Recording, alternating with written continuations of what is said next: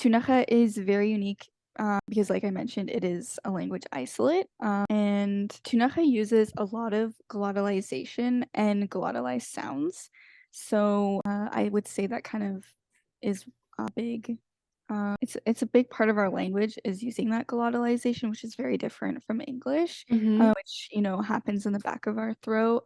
And it's really important that people can pronounce these glottalized sounds because we can have minimal pairs, whereas one word might not have a glottalized sound. Like, for example, Q. We have a regular Q, but then we have a glottalized Q. We have a regular N and a glottalized N.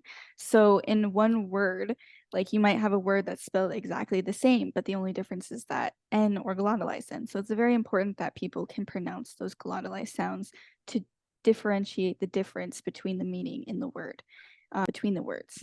Do you Uh, have an example of how that sounds so yeah, that we can, so yeah. yeah, so for the glottalized, I'll give an example of like the glottalized Q. It sounds like otsats.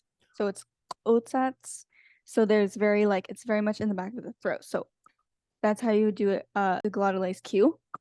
But then a regular Q is just like it's a softer sound.